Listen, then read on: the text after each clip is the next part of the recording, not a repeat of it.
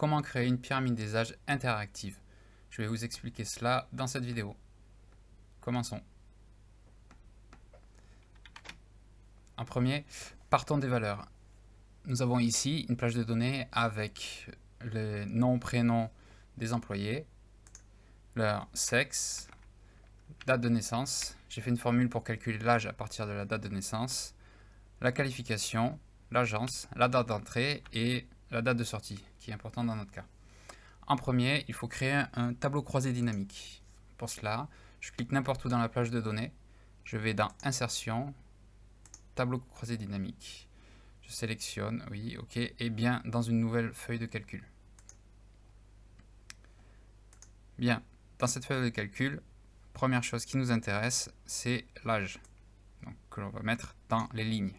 En deuxième, ça va être encore l'âge, mais qu'on va mettre dans la valeur. Et on ne va pas faire la somme de l'âge, mais on va compter combien de personnes ont cet âge-là. On change le calcul somme pour le calcul de nombre. En faisant un clic gauche et en allant dans paramètres, on sélectionne nombre. OK. Et maintenant, nous allons mettre le sexe dans les colonnes, comme ceci. Bien. Si on change un petit peu le nom, ici, on met sexe. Nombre de âge, c'est pas très parlant, on va mettre plutôt pyramide des âges. Et ici, je vais tout simplement mettre âge. Entrée. Je redimensionne cette colonne pour que ça soit un peu mieux. Maintenant, on va insérer un graphique croisé dynamique. En cliquant ici, dans Analyse de tableau croisé dynamique ou bien dans Insertion, vous avez l'icône graphique croisé dynamique. Ici. Ce qui m'intéresse, ce sont des barres. Comme cela. Voilà. Avec les barres, maintenant, je sélectionne la taille de mon graphique. Je le mets un peu plus grand pour qu'il puisse être un peu mieux. Je fais disparaître tous ces boutons qui sont pas très jolis avec un clic droit dessus et masquer tous les boutons de champ. Comme ça. La légende, je vais la faire passer en haut plutôt que à droite.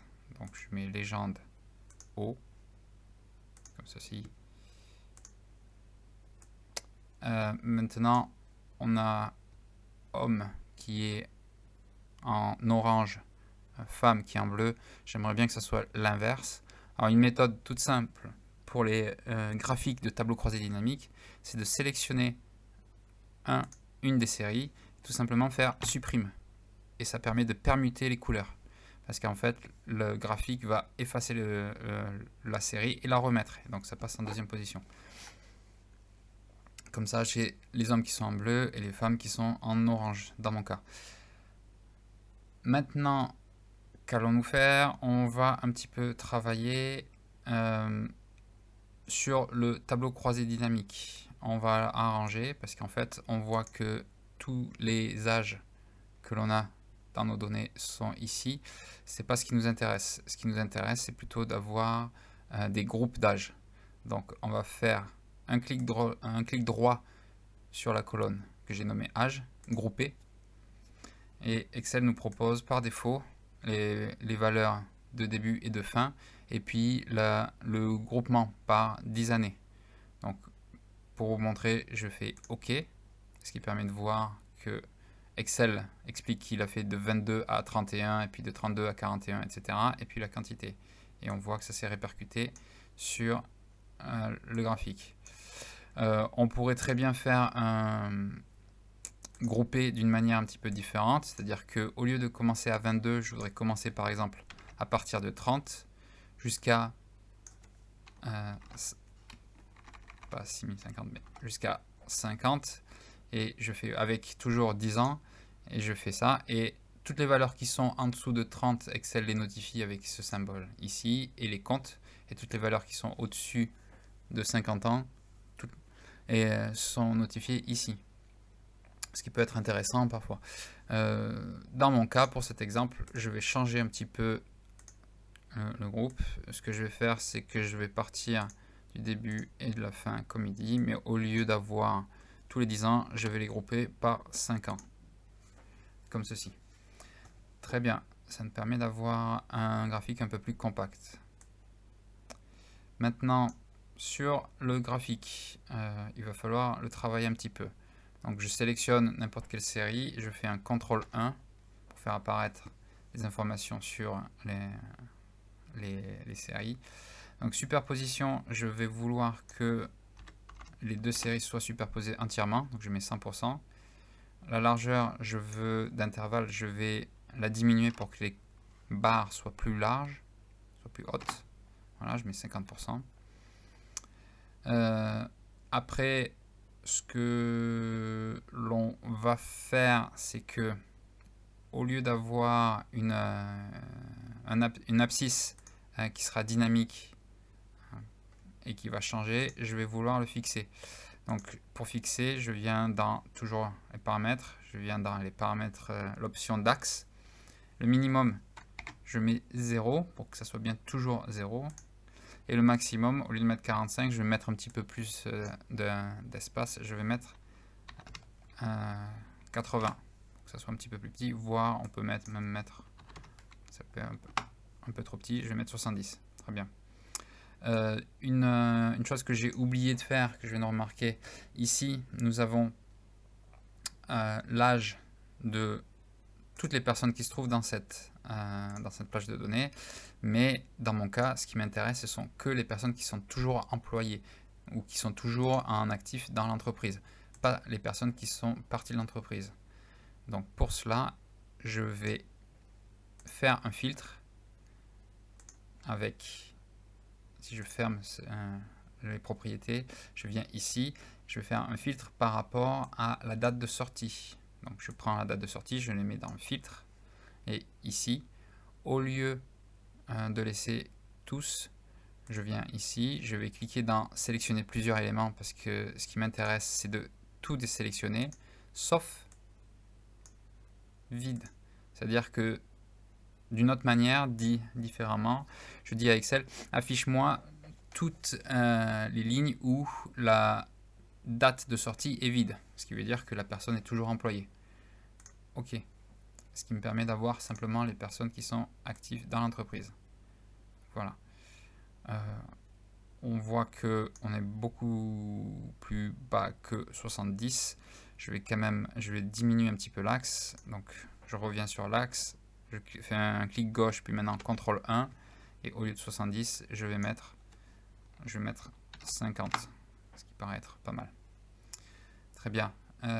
Maintenant, je vais fermer ceci. Je vais changer un petit peu la taille pour que ça soit plutôt sur 1, 2, 3 colonnes pour que ça soit un petit peu plus compact. Comme ceci. Et je vais décaler un petit peu. Je vais décaler pour que ça soit au même niveau que le tableau. Ici. Et comme ceci, c'est pas mal. Bien. Maintenant, qu'est-ce que je veux faire? Je vais faire en sorte d'effacer l'abscisse et d'effacer ceci. Ça me permettra d'éviter de le refaire une deuxième fois.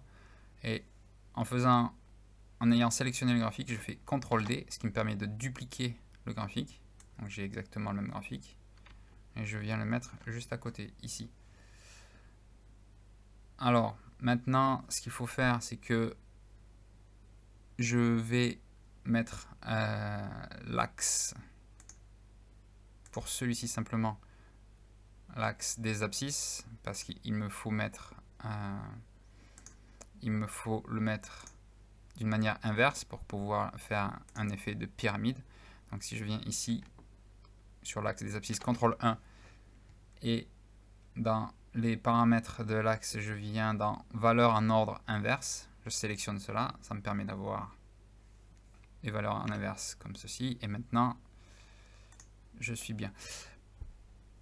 Pour faire en sorte d'avoir un effet pyramide, parce qu'on a là pour le moment un miroir, ce que je vais faire, c'est que je vais effacer cet axe ici. ça permet d'avoir le même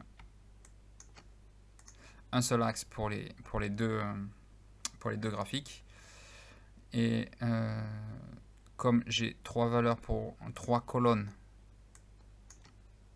ici pour la marge, ici, donc on peut voir que ceci fait à peu près une demi-colonne. Il faut que j'augmente un petit peu pour avoir à peu près la même dimension. Donc j'augmente un petit peu ici pour que ça soit de la même taille. Et maintenant, nous allons faire disparaître une des séries dans chacune des deux graphiques. Pour ceci, je sélectionne un des graphiques, donc je vais sélectionner ici plutôt homme, et dans les paramètres d'affichage, les paramètres du graphique, je viens dans remplissage, je dis aucun remplissage, et dans bordure, je dis aucun trait. Comme ça, je n'ai plus. Et je vais faire la même chose ici. Maintenant, je viens dans les remplissages, aucun remplissage, et dans les bordures, aucune bordure. Très bien. Alors maintenant, j'ai deux fois femme et homme qui se trouvent dans les légendes. Ce que l'on peut faire, c'est sélectionner la légende, faire un premier clic gauche, faire un deuxième clic gauche, supprimer. Et maintenant, dans l'autre graphique, pareil, on fait un premier clic gauche, un deuxième clic gauche sur homme que je veux supprimer, et je supprime. Comme ça, j'ai plus que homme, femme, qui me permet de voir où je suis. Maintenant, qu'allons-nous faire? On va faire les étiquettes de données. Si je fais un clic droit sur la série qui m'intéresse, et je fais ajouter des étiquettes de données, ça me permet d'avoir les valeurs, et je peux faire la même chose ici, ajouter des étiquettes de données. Voilà, comme ça, j'ai les étiquettes de données. Je vais grouper les deux graphiques en sélectionnant avec Shift et un clic gauche sur chacun des graphiques. Je vais dans format de graphique et grouper. Ça me permet d'avoir un seul graphique et de pouvoir gérer pour les déplacements qu'en un seul clic et pas de les bouger un par un. Bien, maintenant, à partir de là, on commence à avoir quelque chose qui est sympa. Je n'aime pas trop en fait cette représentation de légende, homme-femme. C'est tout à fait convenable, mais je préfère plutôt une icône ou quelque chose comme ça. Donc pour le rendre un peu plus visuel, je vais dans Insertion, Illustration et dans Icônes.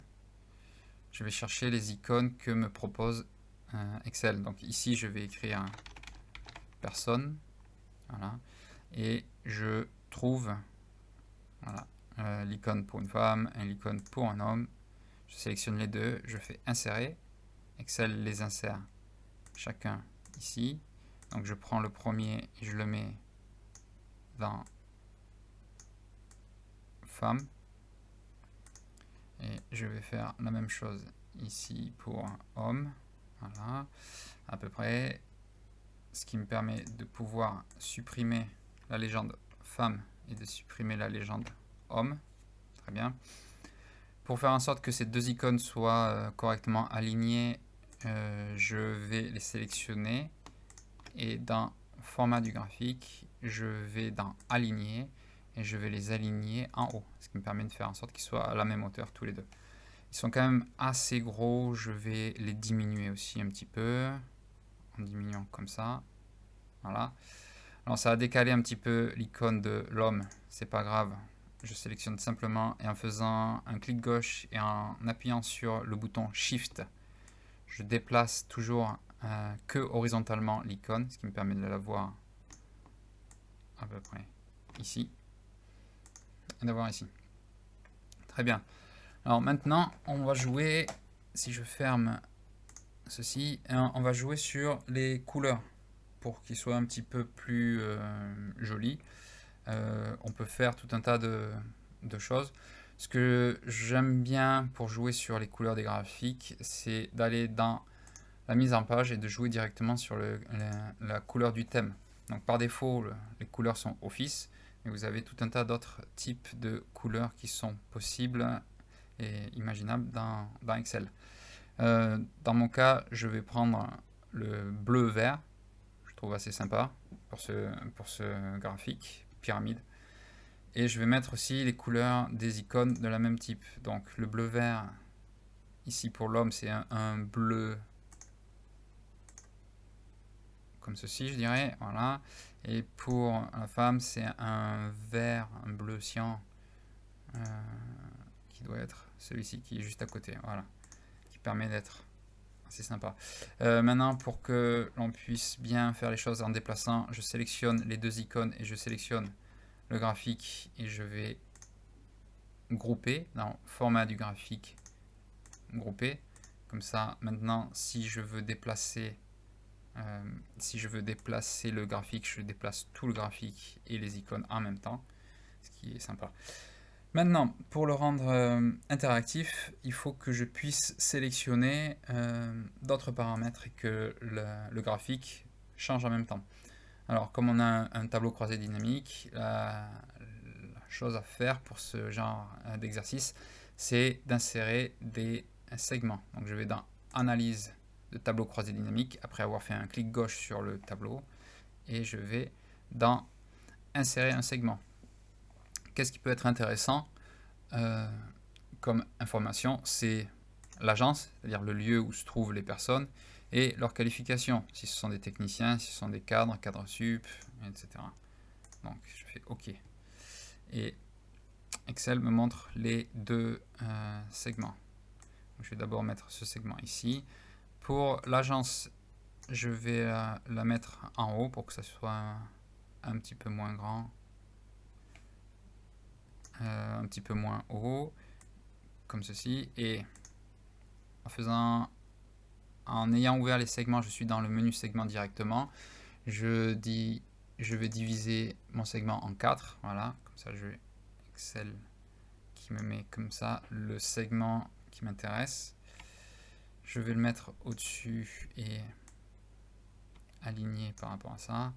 Je vois que je dépasse et je ne peux pas le mettre plus haut. Donc une méthode toute simple, c'est soit on diminue le segment, soit on fait en sorte que le segment, que les lignes au-dessus soient suffisamment grandes pour pouvoir la diminuer comme ça. Voilà, et je peux faire un petit peu le même exercice dans qualification que je mets ici et je vais diminuer un petit peu la taille. Non, j'ai dit diminuer la taille pour que ça soit un peu plus confortable, comme ceci. Voilà. Alors pour rendre un peu les choses plus jolies, au lieu d'avoir ce quadrillage, je l'enlève dans Affichage, j'enlève le quadrillage, ce qui permet de ressembler un petit peu à un tableau de bord. Aussi dans le graphique, je prends le premier graphique ici et dans format, au lieu d'avoir un contour, je fais sans contour. Je fais la même chose dans le graphique juste à côté, ce qui me permet de ne plus avoir de contour. Ça permet d'avoir le graphique comme ceci. Et maintenant, pour les segments, je voudrais faire un petit peu le même exercice. Alors, c'est pas aussi simple que ça, parce que les segments, quand vous cliquez dessus, donc vous avez le menu de segments et vous pouvez choisir des thèmes. Donc, d'ailleurs, le thème, je vais changer un petit peu la couleur pour faire voir que ce n'est pas des informations sur l'âge ou bien sur le sexe. Je vais prendre la couleur grise qui est assez neutre. Voilà, et je vais faire la même chose ici. L'inconvénient, c'est que nous avons ce cadre et il n'y a pas moyen de retirer ce cadre avec ce type. Par contre, ce qui est possible, c'est de créer un nouveau style de segment. Donc, j'ai sélectionné le gris, je fais un clic droit dessus et je fais dupliquer. Donc, je vais avoir un nouveau type de segment. Donc, je dis sans cadre gris. Et je sélectionne segment entier, le format. Et ici, je veux aucun contour. Donc, OK. Et Excel me fait une visualisation de comment ça va être. Je fais OK, c'est ce que je veux. Alors vous voyez que ça n'a pas l'air d'avoir marché, mais en fait si, c'est juste que là je suis toujours sur le segment du type par défaut. Il faut que j'appuie sur la petite flèche ici, autre, et que j'aille dans personnaliser pour pouvoir sélectionner le segment que je voulais, le type que je voulais, et avoir ce type là. Maintenant j'ai plus qu'à faire le même exercice ici, je vais dans personnaliser, et comme ça. Voilà, et maintenant il faut vérifier que tout marche. Donc si je vais dans Montpellier ou bien Lille, je vois que ça bouge. Paris aussi, et Strasbourg aussi. Et si maintenant je bouge dans cadre, pour montrer les cadres, ou bien cadre supérieur, employé, technicien, oui, ça marche bien ici. Un petit détail, mais je trouve qu'il a son importance. Ici, je trouve que l'âge c'est important, mais ce n'est pas aussi, c'est pas, ça doit être mis un petit peu plus en arrière-plan avec un peu plus de gris. Et le nombre qui est la valeur qu'on recherche, qui est les données, je vais le mettre en noir pour qu'il ressorte bien plus. Et voilà comment faire une pyramide des âges sous Excel et qui vous permet de faire une analyse dynamique et interactive avec vos informations. Merci et bonne journée.